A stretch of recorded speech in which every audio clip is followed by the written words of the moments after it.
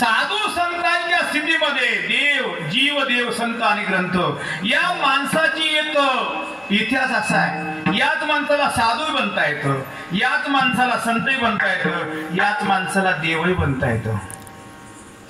साधू जो बनतो तोच माणूस, संत बनणारा माणूसच आहे आणि देव बनणारा सुद्धा माणूसच आहे. म्हणजे या तिन्ही त्रिपुटी या माणसामध्ये दडल्यात. याचा अर्थ याच्यात काय पावर आहे हे काही कमी समजू नका. मंदिर बांधणारा बी हाच आहे, डोंगरातून दगड काढणाराही माझ्या लक्ष आहे तुमचं. मी वेळेवर कार्यक्रम आटपणार आहे, कारण फराळ मात्र भरपूर झालाय. एखाद्या वेळेस कीर्तन झाल्यावर आणखी उपवास, हे मला समज पाहिलं खरंच समाधानी वाटले. मला गाव छोटस आहे पण एक या नरड्याची मती याला कळाली आणि उपवास केलाय आजच्या दिवसाला. मग त्या साधनेचं थोडं साध्यवर एवढं चिंतन आपल्याला मांडण्याचा प्रयत्न करतो. विठ्ठला साध्य साधन साधक आणि स्त्री या चारही अवस्था याच्यात आहेत. म्हणून साधू संत आणि देव बनणारा निमित्त मात्र फक्त माणूसच आहे. या माणसाला का टार्गेट केलंय? वीट तयार करणारा माणूसच आहे.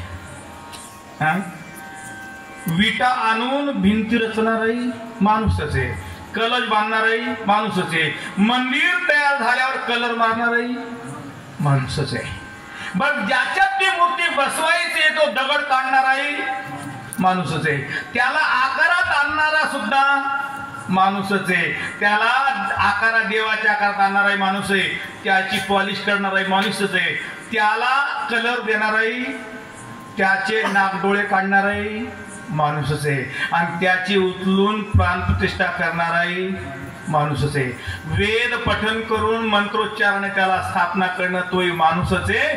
त्याची पूजा करणाराही माणूसच आहे, त्याची आरती लावणाराही माणूसच आहे, घंटी वाजणाराही माणूस आहे, घंटाही वाजणाराही माणूसच आहे.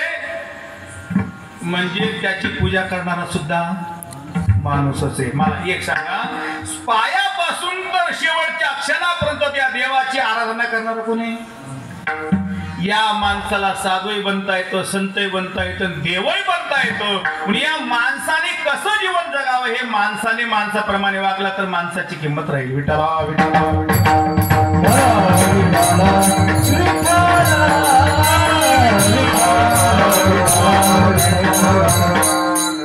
म्हणून जीवनातून या नरद्याबद्दलचं चिंतन पहा. ज्या बाबांचा हा समाधी सोहळा आहे, या समाधी सोहळ्यामध्ये ज्या संतांचं चिंतन आपण करावं की जेणेकरून आपल्या जीवनात पाप जाते. तुका म्हणे पापे जाती संताच्या जपे. मग याचा अर्थ पाप जर संतांच्या जपाने जाते, ते संत ज्यांचं चिंतन करतात तो परमात्मा त्याच्या चिंतनाने पाप जातात. विठ्ठला विठ्ठला विठ्ठला